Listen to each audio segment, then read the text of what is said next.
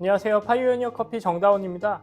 올해 초부터 유튜브를 시작해서 올해 말에 구독자 1000명을 달성했습니다. 다른 커피 유튜버들에 비해 조금 늦은 편이지만 한편으로는 생각보다 많은 분들이 커피 사이언스에 관심을 가지고 맛 이상으로 커피에 관심이 있다고 느낍니다. 2024년에는 소박하게 구독자 5000명을 목표로 잡아보겠습니다. 오늘 주제는 새로운 접근의 에스프레소 추출입니다. 보통 스탠다드 에스프레소 추출하면 18g에서 20g을 담고 25초에서 30초 정도의 추출 시간, 그리고 추출 압력은 9바, 추출량은 도직량의 2배인 36g에서 40g을 생각하실 겁니다. 하지만 처음부터 지금의 프로파일이 가장 대중적인 프로파일이었던 것은 아닙니다. 브루잉과 에스프레소의 추출은 스페셜티 커피의 성장과 시대가 지나면서 조금씩 진화해 왔습니다. 에스프레소 싱글과 더블이라는 말도 요즘엔 잘 사용하지 않지만 예전에는 이랬습니다. 에스프레소 싱글은 이렇게 생긴 바스켓에 7g을 담고 약 30ml를 추출합니다.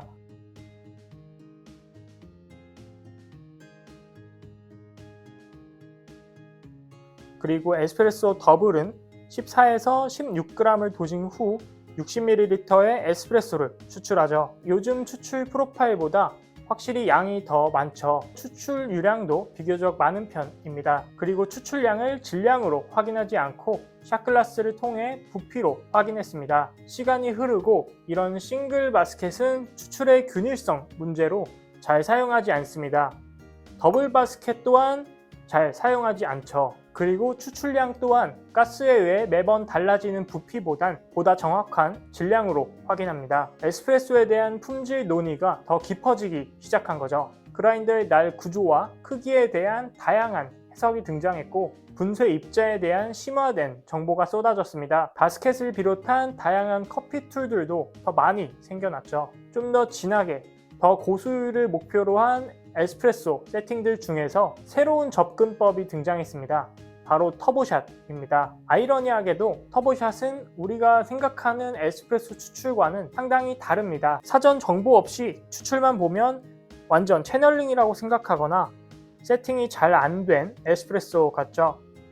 추출 후에도 찐득하고 도톰한 에스프레소보단 찰랑이는 커피가 있습니다. 크레마도 빠르게 사라지고요. 터보샷의 등장 배경은 2020년 발표된 한 논문입니다. 해당 논문에서는 분쇄도가 너무 가늘 경우 오히려 추출 효율이 떨어진다는 것을 언급했고 추출 재현성 또한 감소한다는 것을 발견했습니다. 우리가 더 고수율의 에스프레소를 달성하기 위해 분쇄도를 더 가늘게 하다 보면 추출 수율이 증가하다가 어느 포인트에서 오히려 추출 수율이 더 감소해 결과적으로 더 좋지 않은 에스프레소가 되었죠. 이렇게 너무 고온 분쇄의 커피 베드는 추출될 때 부분적으로 추출이 과하게 된 영역과 그렇지 못한 영역이 더 많이 존재할 수 있습니다. 그냥 보면 초반에는 진득하고 유량도 적당해 보이지만 불균일 추출, 즉 일종의 채널링 상태일 수 있습니다. 추출이 안 된 영역이 있다는 것은 경제적으로 볼 때 조금 아쉬운 부분이죠. 그래서 원두 낭비도 줄이고 추출 수율은 어느 정도 유지한 채 추출 안정성을 잡기 위해서 커피를 더 적게 담고 압력을 낮췄습니다. 기존 에스프레소와 비교하면 이렇습니다. 기존 에스프레소는 20g 도징, 40g 추출, 추출 비율로는 1대2입니다. 추출 압력은 9바, 시간은 대략 23초에서 25초. 반면 터보샷은 15g 도징, 추출은 40g, 추출 비율로는 대략 2.7입니다. 압력은 6바, 시간은 15초에서 16초 정도입니다. 추출량은 동일한데 도직량이 줄었죠. 그리고 분쇄 입자도 더 굵어졌습니다. 따라서 추출 시간이 극단적으로 단축되었지만 추출량이 40g으로 동일하니까 물이 커피층을 더 많이 투과해서 추출 수율을 어느 정도 끌어낼 수 있었습니다. 물론 추출 수율이 같다면 농도는 터보샷에서 더 낮겠죠. 근데 아마 추출 수율도 같지 않을 텐데 한번 측정해 보겠습니다. 사실 맛이 가장 중요하겠죠.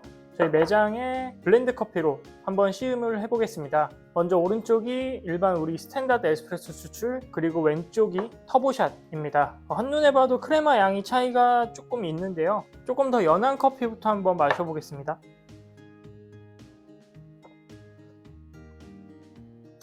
일단 두 커피 모두 핵심 캐릭터는 비슷한데요. 예상하셨다시피 이 왼쪽 커피는 마시기가 굉장히 편합니다. 그렇다고 아메리카노 느낌은 아니고요.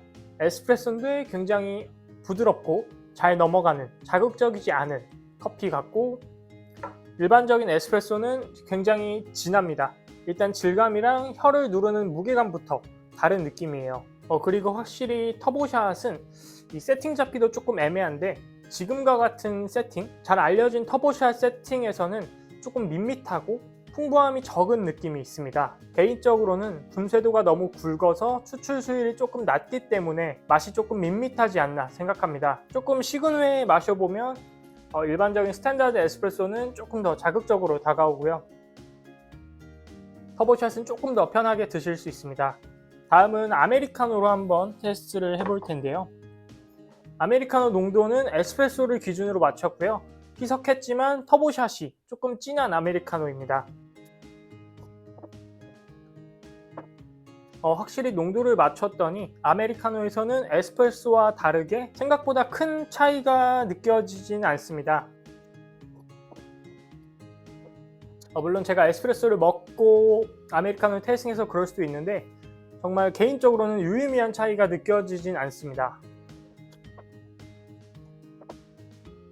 확실히 음료의 농도가 같으니까 혀에 닿는 무게감이 비슷하네요. 터보샷이 기존 에스프레소에 비해 약 25% 정도 원두를 덜 사용해서 경제적인 면으로는 훌륭합니다. 그리고 재료 관점에서도 낭비를 줄일 수 있다는 것은 굉장히 매력적인 포인트죠. 하지만 에스프레소 그 자체를 즐기지 않는 우리나라 커피 문화를 생각해 볼 때 터보샷은 분명히 한계가 존재합니다. 아메리카노야 방금 먹었던 것처럼 거의 비슷비슷한데, 아마 라떼나 다른 시럽류가 들어간 베리에이션에서는 기존 스탠다드 추출을 이기지 못할 겁니다. 예를 들어 20g의 원두를 사용해서 적당히 한 18% 정도의 추출 수율을 끌어내는 것과 16g을 사용해서 진짜 빡빡하게 22%까지 추출 수율을 끌어올리면 두 커피의 농도는 거의 엇비슷하겠지만 막상 마시면 느낌이 다릅니다.